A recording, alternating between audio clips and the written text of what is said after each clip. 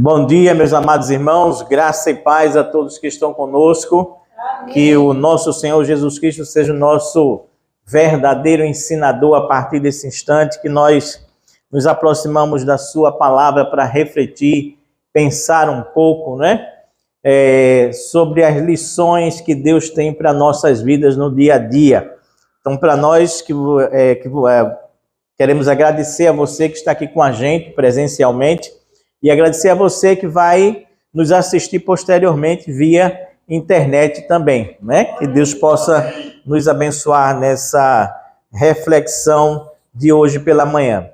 Recentemente eu li uma frase de um autor chamado Jordan Peterson, de um livro chamado Mapas do Significado, a Arquitetura da Crença, em que ele diz assim, preste bem atenção nessa frase dele, ele diz: a vida sem lei permanece caótica.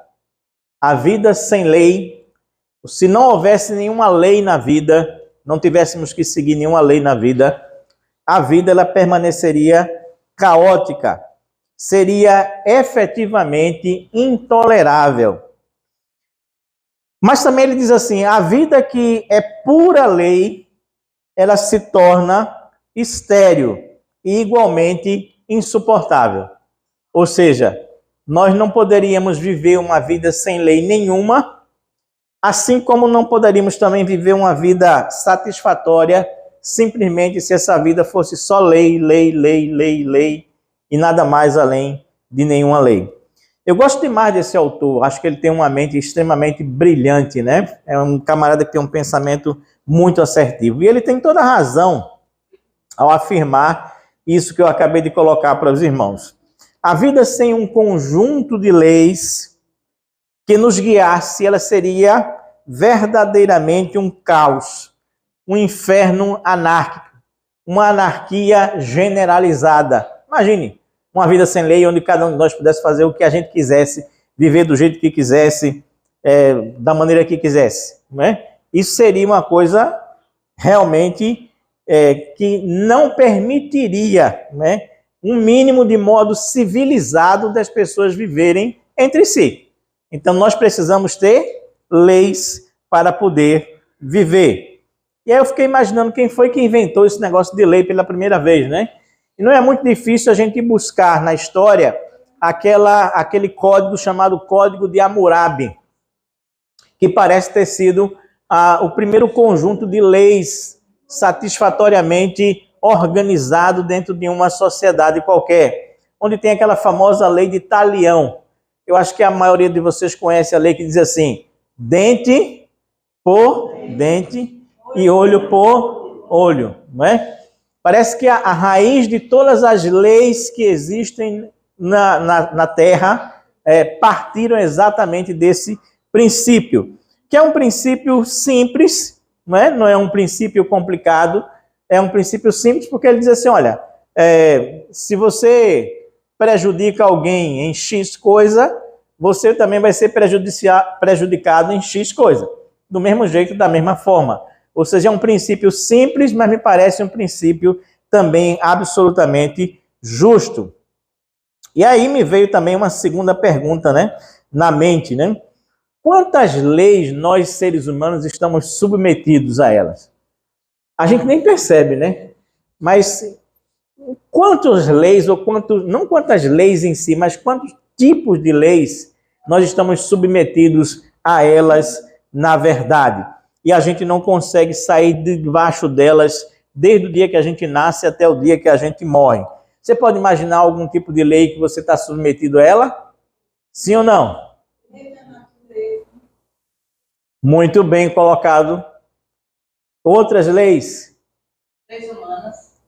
Leis humanas, lei da natureza, enfim, um conjunto de leis. Lendo o texto bíblico de Lucas, capítulo 2, versículos de 1 a 6, nós vamos descobrir que o próprio menino Jesus, já ao nascer, ele já está debaixo de pelo menos 3 tipos de leis que eu quero destacar aqui. Nossa reflexão de hoje tem como tema exatamente isso, Natal, as leis da vida e a direção do Espírito Santo. Natal, as leis da vida, são essas três que nós vamos destacar aqui. É claro que existem mais de 3 tipos. E a direção do Espírito Santo. Portanto, eu convido você a abrir sua Bíblia nesse instante e ler juntamente comigo esse texto bíblico de Lucas, capítulo 2, a partir do verso 1, que diz assim: é a narrativa do nascimento de Jesus Cristo. E diz: e aconteceu naqueles dias que saiu um decreto da parte de César Augusto para que todo mundo se alistasse. Este primeiro alistamento foi feito sendo Quirino presidente da Síria. E todos iam alistar-se, cada um à sua própria cidade. E subiu também José da Galileia, da cidade de Nazaré, à Judéia, à cidade de Davi, chamada Belém, porque era da casa da família de Davi, a fim de alistar-se com sua mulher Maria, desposada com ele, a qual estava grávida. E aconteceu que, estando eles ali, se cumpriram os dias em que ela havia de dar à luz. E deu à luz o seu filho primogênito, e envolveu em panos e deitou numa manjedoura, porque não havia lugar para eles na hospedaria ou na estalagem, conforme a sua tradução que você tem aí. Ore comigo nesse momento. Muito obrigado, Paizinho Santo e Deus bendito, pela tua graça, pelo teu amor, pelo teu divino Espírito Santo, que sempre tem nos guiado, orientado nessas reflexões.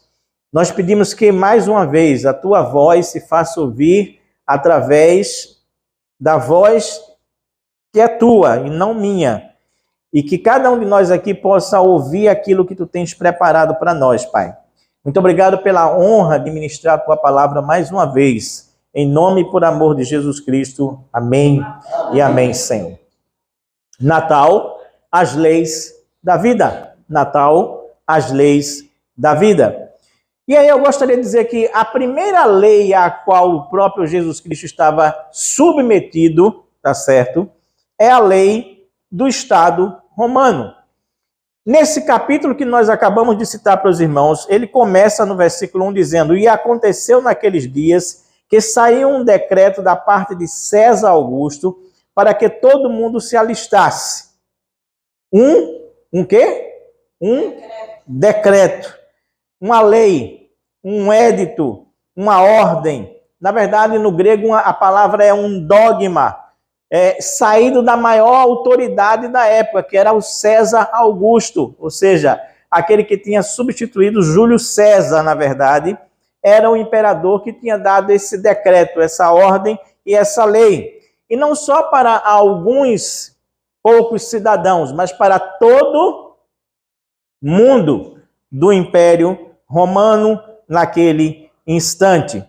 Toda essa lei, ela não tinha, na verdade, assim, distinção de povos. Ela era para todos aqueles que estavam sob o governo do Império Romano naquele instante. E é claro que, como toda a lei que é feita pelo Estado, existem algumas características nessas leis. E eu diria que a primeira delas é que ela buscava o seu interesse próprio.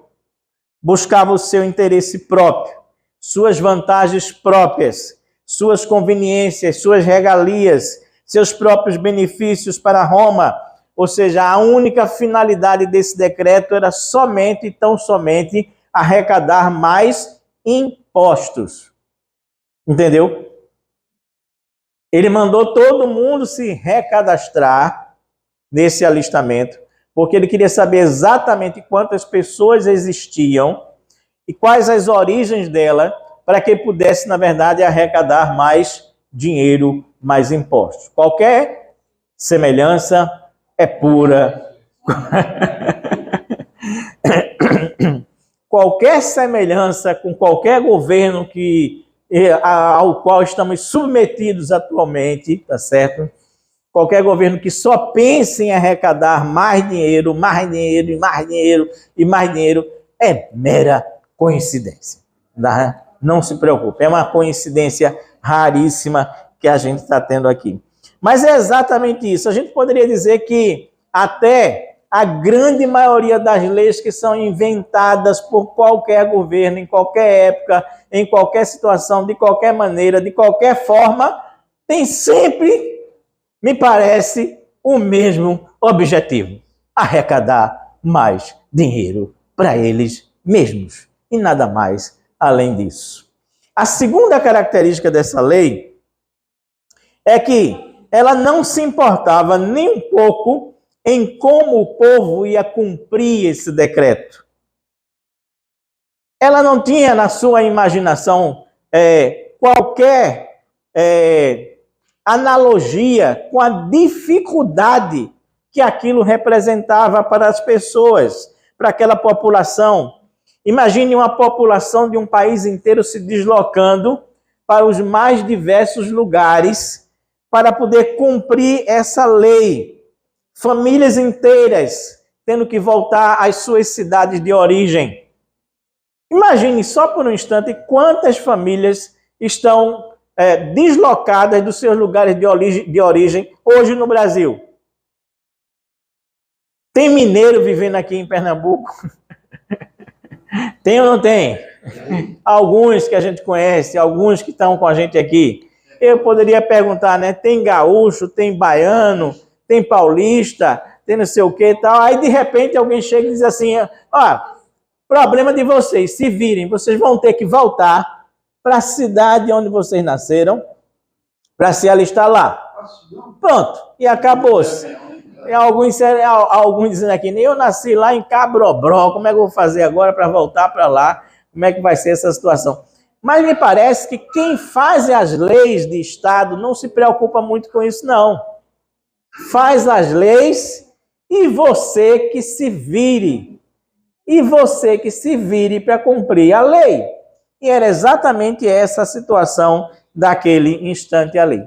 Terceira característica dessas leis de Estado, que também está presente nessa lei aqui, que fez com que José e Maria tivessem que se deslocar, é a seguinte: esse governo também não pensava nas consequências das pessoas cumprirem aquela ordem, como no caso de José e de Maria. José e Maria, para voltar para a cidade de Belém, eles tinham que andar pelo menos de 150 a 200 quilômetros de distância. Imagine, se você andar hoje, né? 200 quilômetros de distância de carro, já é complicado, né? Você já fica pensando assim, 200 quilômetros, cara, vou gastar um tempo bastante razoável, né? Bem difícil, de carro. Agora imagine naquele instante, naquela hora, naquele momento, os pobres coitados tendo que fazer uma viagem de 150 a 200 quilômetros de distância a pé. Praticamente a pé. Muito difícil. Não é à toa que Maria chega em Belém já dando a luz, não é? Porque o esforço foi um esforço tremendamente grande. Enfim, como hoje, aquele decreto, ele só pensava em si mesmo, aquele decreto do governo, só pensava em si mesmo, não se importava em como ia ser executado, nem as consequências que ia ter na vida das pessoas. Ou seja, para aquele decreto que foi dado naquele instante ali, pouco importava existir um José e existir uma Maria que ia andar no mínimo 150 quilômetros no lombo de um jumento. Imagina, confortável que só, né? 150 quilômetros no lombo de um jumento era complicado. A única coisa que valia para aquela circunstância era o valor que eles iam ter que pagar depois que fossem alistados, registrados na sua terra natal. Está entendendo o que eu estou lhe dizendo? Mas Jesus Cristo, ele nasceu subjugado a uma lei de Estado. Assim como todos nós estamos aqui subjugados a essa lei de Estado. A segunda lei sob a qual o próprio Jesus Cristo nasceu é a lei da natureza, como foi falado pela nossa irmã aqui logo no início. E nós temos isso no versículo 6 e no versículo 7. O texto sempre começa assim, e aconteceu, né? E diz assim, e aconteceu que, estando eles ali, se cumpriram os dias em que ela havia de dar à luz, e deu à luz ao seu filho primogênito, envolveu em panos e deitou numa manjedoura, porque não havia lugar para eles na estalagem. Não é necessário nós pensarmos muito para nós entendermos que esse universo em que nós existimos, ele só se mantém porque ele funciona matematicamente em perfeito equilíbrio. Entenda. O universo em que nós existimos só existe, ele só se sustenta porque ele funciona matematicamente em perfeito equilíbrio. Eu lembro de uma reflexão que Moisés fez aqui a respeito do universo e as distâncias do universo, e foi uma verdadeira aula de geografia naquele dia que a gente pode dizer inesquecível, na verdade, para a gente. E se vocês recordarem dos números que Moisés colocou ali, a gente vai entender essa métrica para que essa natureza exista de maneira perfeita. Imagine só, nós temos 365 dias no ano. É uma matemática perfeita, não é? Perfeita. A gente tem também 24 horas num dia, não é? Não é uma matemática perfeita na transposição de um dia para o outro.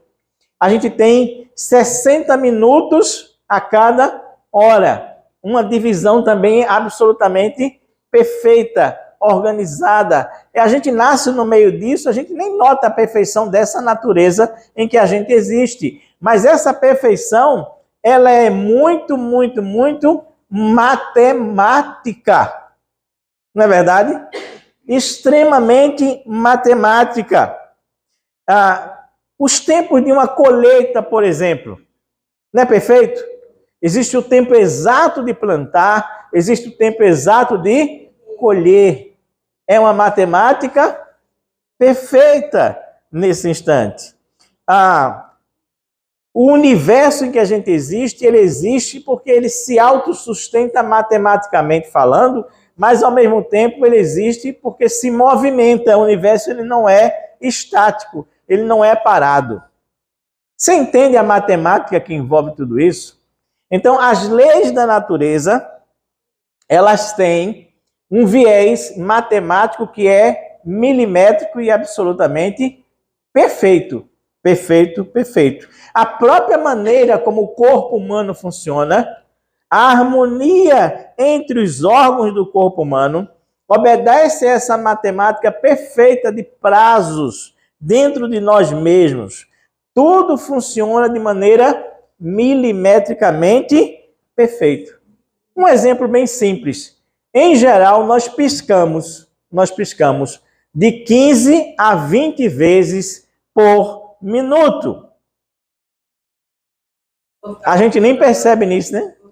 A gente nem para contar, né? Seria impossível, na verdade, parar para contar. Mas no minuto, em geral, a gente pisca de 15 a 20 vezes. Isso dá mais ou menos 1.200 vezes numa hora. Isso dá mais ou menos 28.000 vezes num dia. Perfeito, né? Mas isso é uma lei da natureza. Para lubrificar os nossos olhos e eles não se ressecarem. É perfeito o ser humano. Mas essa é uma lei da natureza. O nosso coração, ele bate de 60 a 100 vezes por minuto. Você para contar ou você fica mandando ele bater? Não. A natureza se encarrega de fazer isso de uma maneira perfeita. De forma que no final de um dia, você teve mais ou menos de 86.400 a 144.000 batimentos cardíacos por dia. E isso, mais ou menos, no universo que você vai viver de cerca de 80 a 90 anos. É uma máquina perfeita, né? Não existe nenhuma bomba feita pelo ser humano que tenha um funcionamento tão regular e tão perfeito durante tanto tempo? De jeito nenhum. Por quê? Porque nós estamos submetidos à lei da natureza. Quando, portanto, o texto diz assim: se cumpriram os dias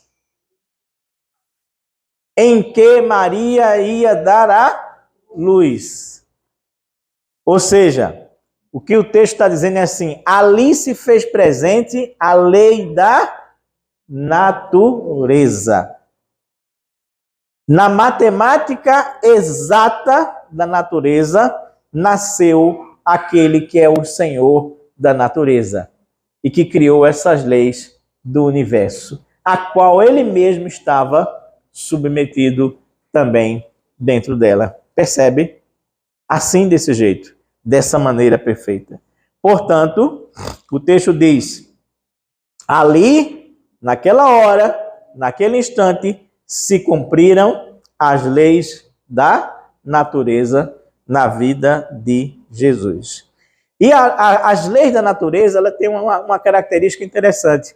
Elas, na verdade, independem das condições humanas.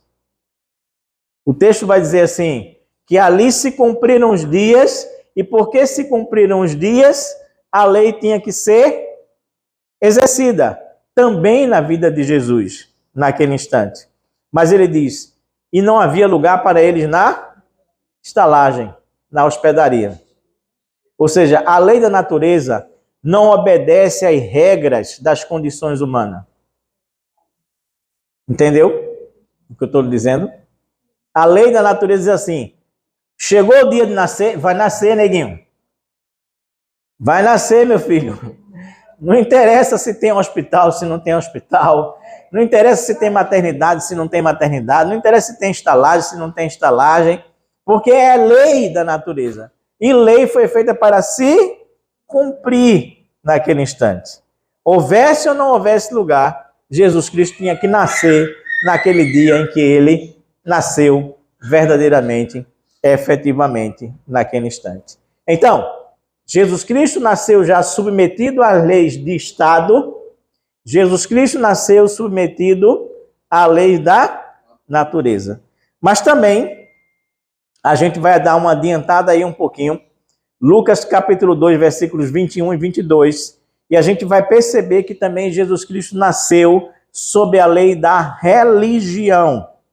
O texto diz assim, e quando os 8 dias foram cumpridos para circuncidar o menino, foi dado a ele o nome de Jesus, pelo que o anjo lhe havia dito antes mesmo dele ser concebido. E cumprindo-se os dias da purificação dela, segundo a lei de Moisés, o levaram a Jerusalém para o apresentarem ao Senhor. Veja bem, preste bem atenção. Se a força da lei do Estado está no poder do governo, se a força da lei da natureza está na sua infalibilidade, ou seja, a lei da natureza ela jamais deixa de se cumprir, como é que Jesus Cristo diz? O sol ele nasce sobre os bons e sobre os maus, porque isso é uma lei da natureza. E a lei da natureza ela não falha. Ela é infalível. Entendeu o que eu estou dizendo para você? Então, se a força da lei do Estado está no poder do governo, se a força da lei da natureza está na sua infalibilidade, a força da lei da religião está nos seus símbolos e nos seus rituais. Nos seus símbolos e nos seus rituais. O texto nos diz assim, que no 8º dia, Jesus foi circuncidado. E não interessava se ele era o Messias prometido ou se não era o Messias prometido. Não interessava. Não interessava se o nome dele já tinha sido definido antes mesmo dele ser gerado no ventre ou não. O que interessava é que aquela lei era lei e deveria ser cumprida. Porque todo menino nascido em Israel naquele instante deveria ser circuncidado ao 8º dia do dia do seu parto, do dia em que ele nasceu. E lei é lei. Lei deve ser cumprida. Se com 40 dias deveria haver um ritual da purificação da mãe e o menino deveria ser apresentado no templo de Jerusalém, lei era lei. Lei era para ser cumprida. E assim a lei foi cumprida, independente ou não dele ser o Messias prometido, o Cristo esperado em Israel. Então, Jesus também ele está submetido à lei da religião. A lei da religião, entenda bem aqui o que eu vou lhe dizer agora, ela nunca foi um fim em si mesma, mas ela sempre apontava para um simbolismo, uma realidade maior, uma realidade espiritual, uma realidade mais ampla e mais cheia de significado também. Então, quando o texto diz aqui que ao 8º dia aquele menino foi circuncidado, o simbolismo, na verdade, da circuncisão significava que ele seria alguém separado, alguém que é do povo de Deus. Portanto, é alguém que é separado dos gentios, daqueles que são chamados de incircuncisos. Entende o que eu estou dizendo para você? Então, há uma representatividade, há um simbolismo aqui. Quer dizer assim, olha, quem está nascendo aqui agora nesse instante é alguém que é separado, é alguém que é do povo de Deus. Quando o texto diz assim que aos 40 dias ele deveria ser apresentado no templo, isso tem a ver com o resgate dos primogênitos. Lembram que o povo de Deus, ao sair do Egito, os primogênitos dos egípcios morreram todos, não é? E os primogênitos, na verdade, do povo de Israel, eles foram resgatados pelo sangue do cordeiro que foi passado nos umbrais das portas lá. Então, todo e qualquer menino que abrisse a madre da mãe, ele seria consagrado ao Senhor como um primogênito que foi resgatado. Entende? Então, essas leis da religião aqui, elas não são leis por serem leis, porque alguém resolveu achar bonitinho e inventar, mas porque tinha um simbolismo por trás delas e um ritual por trás delas, para a gente entender direitinho aqui. Então, quando diz assim, por exemplo, que haveria a purificação da mãe, isso apontava para a reintegração daquele que era considerado momentaneamente impuro ao povo de Deus novamente. Por isso que Maria, ela obedece ao ritual da purificação e ela é reintegrada no povo de Deus naquela hora, naquele instante. Logo, Jesus precisava cumprir aquilo que dizia a lei da religião. O simbólico, na verdade, ali estava se tornando realidade em carne e osso na figura de Jesus. Entende? Por que ele estava submetido à lei da religião? Estava nesse sentido. Ou seja, o Messias prometido, ele tinha chegado e ele vinha não para abolir a lei, mas para fazer essa lei plena nesse instante. Totalmente plena nesse instante. Totalmente cumprida nesse instante. Jesus, portanto, entenda bem agora, nasceu sob a lei do Estado que visava apenas os seus interesses. Ele nasceu sob a lei da natureza, que é fria, impessoal e lógica. O sol nasce para todos, as enchentes vêm para todos, as tempestades vêm para todos, os terremotos vêm para todos, os maremotos vêm para todos, as tsunamis vêm para todos. Porque essa é a lei da natureza. Ela é fria, lógica e impessoal. E ela não pode ficar sendo quebrada. Entende o que eu estou dizendo para você? Jesus nasceu sob essa lei também, assim como cada um de nós. Mas também ele nasceu sob a lei da religião, que por si só também pode se tornar apenas ritualística e vazia. Percebe? Ela é rica de simbolismo e de significado. Mas quando o simbolismo e o significado é esquecido e vira apenas ritual, aí ela se torna seca, vazia e não tem significado nenhum. Não é? Você pode perguntar hoje assim, por que as pessoas levam os meninos nas igrejas para batizar assim que nasce?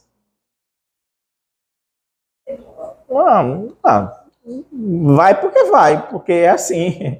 Vai porque é para cumprir um ritual. Mas as pessoas elas não entendem o que estão fazendo naquela hora, naquele instante. Então, Jesus nasceu sobre esses 3 signos.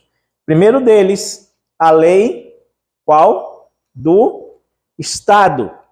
A lei do decreto de César Augusto. Segundo, a lei da natureza, que é inexorável e que é a mesma para todo mundo.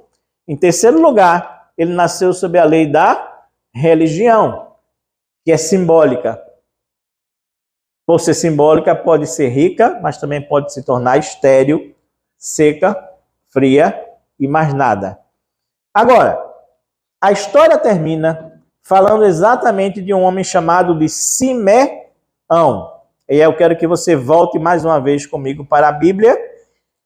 Lucas capítulo 2, versículo 25, diz assim: Havia um homem em Jerusalém, cujo nome era Simeão, e este homem era justo e temente a Deus, esperando a consolação de Israel.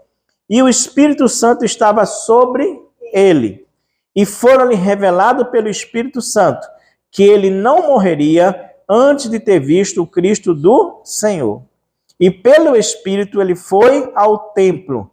E quando os pais trouxeram o menino Jesus para com ele procederem segundo o uso da lei, ele então o tomou em seus braços e louvou a Deus e disse: Agora, Senhor, despedes em paz o teu servo, segundo a tua palavra, pois já os meus olhos viram a tua salvação, a qual tu preparastes perante o Senhor de todos os povos, luz para iluminar as nações e para a glória do teu povo Israel. Que Deus nos abençoe. Amém. Às vezes, eu percebo que as pessoas, muitas e muitas vezes, elas vivem sob o domínio das leis, não é?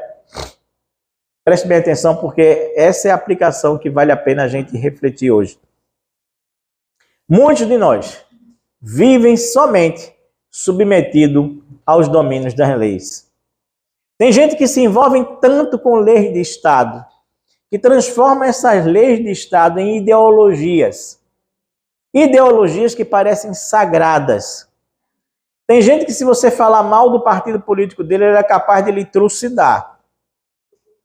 É capaz de perder a amizade. É capaz de desfazer-se da família. É capaz de desfazer-se da igreja. Contanto que não se mexa nas suas ideologias políticas que ele tem. Tem gente que é tão racional, extremamente racional, que defende a lógica e a razão da natureza friamente, tornando-se até ateu muitas vezes. Porque a defesa do racionalismo é extremada em sua vida. Tem gente, por outro lado, que torna-se adepto tão ferrenho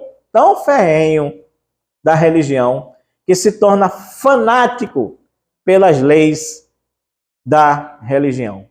Você conhece gente assim? Você conhece gente que caminha nesses 3 andamentos aqui?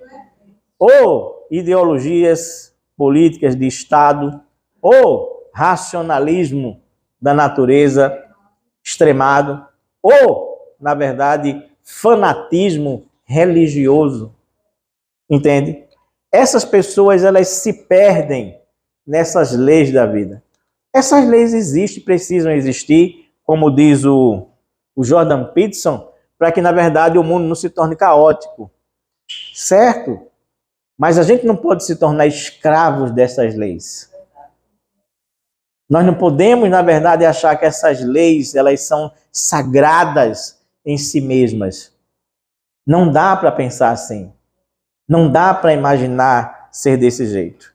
E aí eu quero voltar novamente ao Jordan Peterson, no seu livro Os Mapas do Significado, e ele completa aquela frase dizendo assim: a lei, preste bem atenção, a lei provê fronteiras que limitam o caos e possibilita o amadurecimento protegido do indivíduo. As leis, elas provêm as fronteiras que limitam o caos, ordenam a vida, né? Para que a vida não seja caótica. É verdade. E protege o indivíduo para que ele, na verdade, possa amadurecer de forma correta. Beleza. Mas ele complementa dizendo: a lei é até uma pré-condição necessária para a salvação. Olha que coisa linda. A lei, ela é até uma pré-condição necessária para a salvação. Até como a própria Bíblia diz. Por assim dizer, ele complementa, necessária, mas insuficiente. A lei é uma pré-condição necessária para a salvação, porém ela é insuficiente. Ou seja, nenhuma lei vai nos levar à salvação. Nenhuma lei vai nos levar à salvação. O que é que vai nos levar à salvação? A direção do Espírito Santo. Exatamente aquilo que foi vivido na vida de Simeão. Por isso que aquele texto lá do nascimento de Jesus, ele acaba justamente falando de Simeão. Para alcançar a salvação, é necessário que a gente siga a direção do Espírito Santo e não a direção de qualquer lei à qual nós estamos nos submetendo nossa vida. Entende o que eu estou dizendo para você? Você, eu e cada um de nós vamos estar debaixo de várias leis, mas precisamos estar principalmente sob a direção do Espírito Santo. Sob a direção do Espírito Santo. Para se alcançar a salvação, é necessário se viver aquilo que Simeão viveu. E olha que interessante. O texto faz 4 afirmativas a respeito de Simeão. Primeiro o texto diz assim: e o Espírito Santo estava sobre ele. Ou seja, ele estava sob a guarda, sob a direção do Espírito Santo. Segundo, o Espírito Santo revelou a ele. Ou seja, em outras palavras, o Espírito Santo revelava os seus planos a Simeão. Falava dos planos de Deus para Simeão.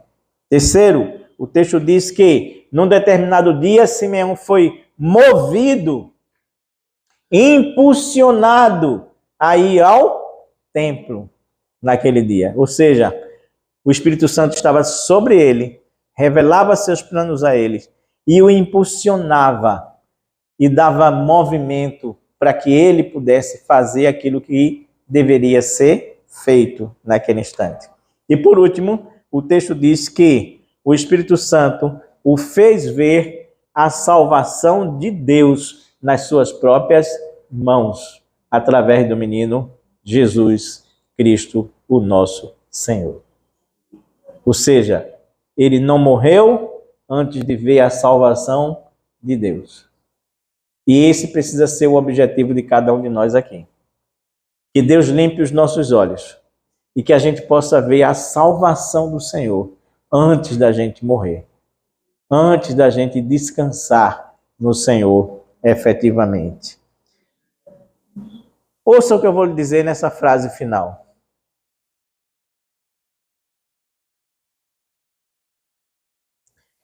Não são as leis da vida, mas a direção do Espírito Santo que vai nos colocar no lugar certo, na hora certa, com as pessoas certas, conforme o plano de Deus em nossas vidas. Entende? Não foi assim que aconteceu na vida de Simeão? Não vão ser as leis que vão fazer isso com a gente, mas sim vai ser a direção do Espírito Santo. A direção do Espírito Santo vai nos colocar no lugar certo. Ou seja, o Espírito Santo diz para ele assim: vá para o templo, o lugar certo. Vá agora, a hora certa. Em terceiro lugar, vai encontrar Maria, José e Jesus, as pessoas certas. Então, somente a direção do Espírito Santo vai nos colocar em nossas vidas no lugar certo, na hora certa e com as pessoas certas, conforme ao plano de Deus para cada um de nós. Amém. Como é que você tem andado na vida? Você tem se preocupado mais em andar na vida conforme as leis da vida ou mais conforme a direção do Espírito Santo? Essa é a pergunta para que eu e você possamos responder nessa manhã. E não tenha dúvida nenhuma, procure muito mais andar sob a direção do Espírito Santo de Deus, o nosso Senhor, em nome de Jesus. Amém.